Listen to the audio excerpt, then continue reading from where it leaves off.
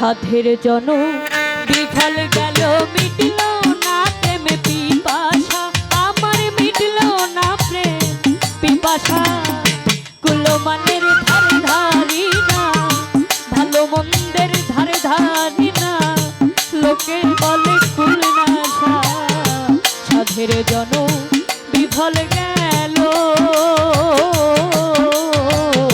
ভবের জন বিফল গেল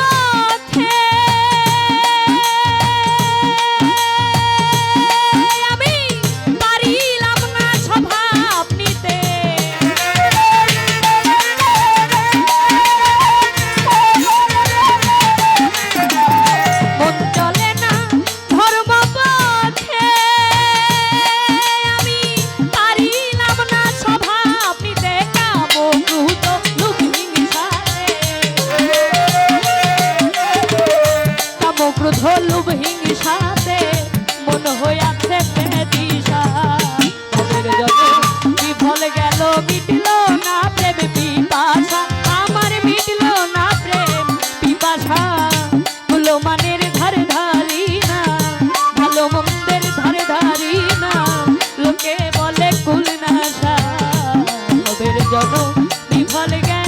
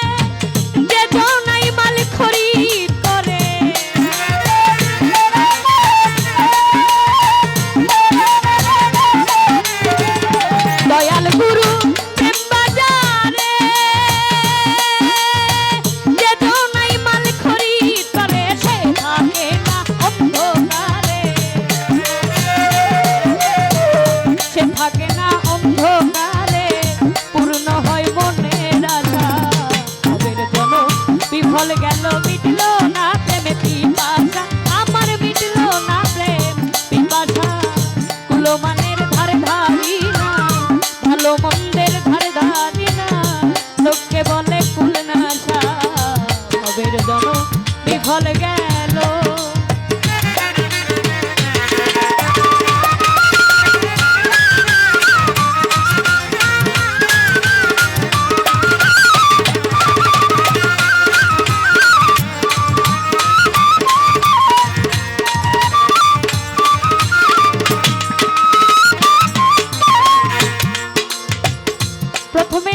করেছি বন্ধনা গান হতে একটি পয়েন্ট বের করেছে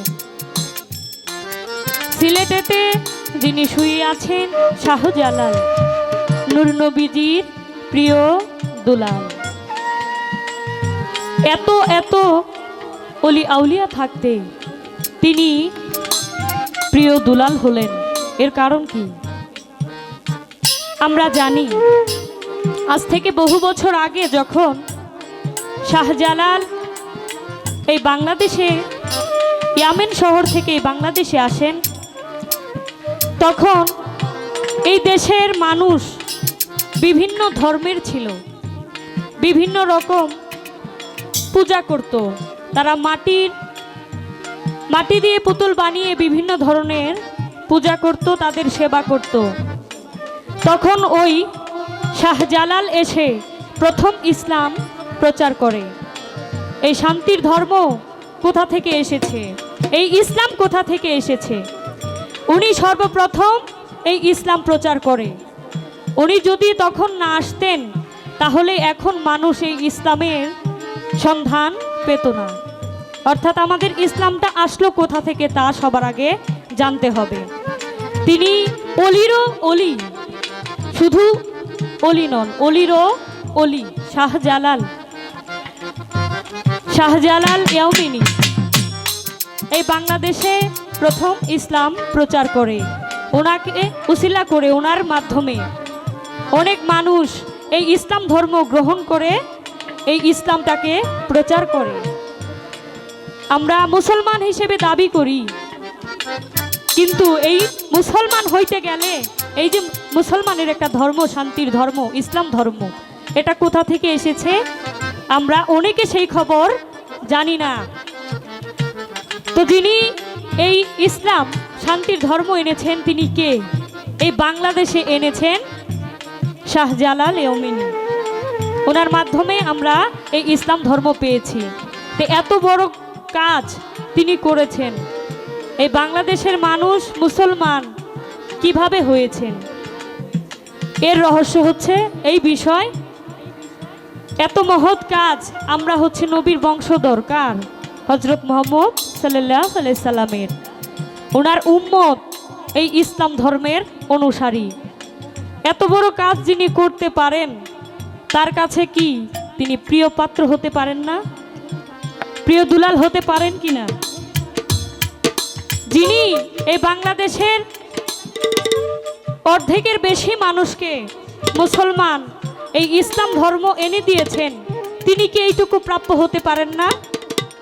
নূর নবীজির প্রিয় দুলাল। দুলাল কাকে বলা হয়? দুলাল আদর করে মানুষকে প্রিয় দুলাল বলে ডাকা হয়। তো ওই আদরের স্থান থেকে এই নামটা আমরা বন্দনা গানে অনেক শিল্পীরাই বলে থাকি যে সিলেটেতে শাহজালাল নূর নবীজির প্রিয় দুলাল। আমি একটি গান শুনেছি, গুরুপদের একটি গান, উনি বুদ্ধি করে ওনার জায়গা মতো একটি গান করেছেন। গুরুপদের একটি গান, গানটি কি? দেখবি যদি তারে বলো, দেখবি মন তুই তারে। একটি অন্তরায় বলা হয়েছে, দেখবি যদি রূপ সুরত, অবিকল সে তোমার মতো সে চলাফেরা করে। আমি কিভাবে চলাফেরা করি? সাধারণ জ্ঞানে যদি বলতে যাই, আমি খাওয়া দাওয়া করি, আমি ঘুমাই।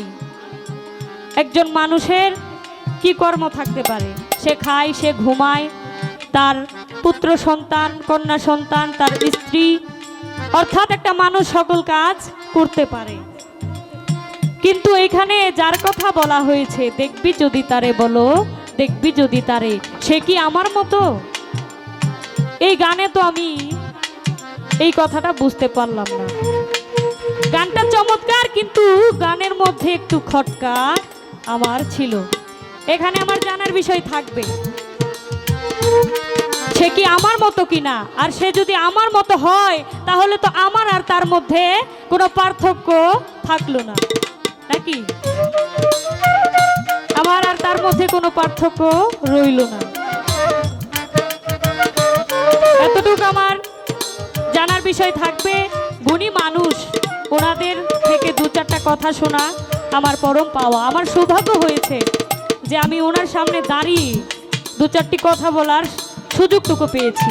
আমি নিজেকে ধন্য মনে করছি, কেননা ছোটবেলা থেকে, সেই ছোট থেকে যার গান শুনে বড় হয়েছি, এখনো শুনি। তিনি শুধু গান গায় না, অনেক গান লেখেন। ধন্যবাদ। বেশি কথা আসলে এখন মানুষ পছন্দ করে না, তাই ছোট করেই আমি রাখার চেষ্টা করেছি। ধন্যবাদ। আব্দুল করিম এই গানের মধ্যে কি বলেছেন খেয়াল করে শুনবেন। সমাপ্ত হলে জীবনে তোমার কি হইবে শেষের দিনে,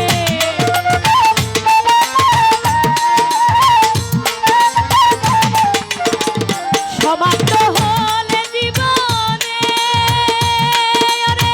কি হইবে শেষের দিনে, দিনহীন আব্দুল করিমে, দিনহীন আব্দুল করিমের দয়াল নামটি ভরসা।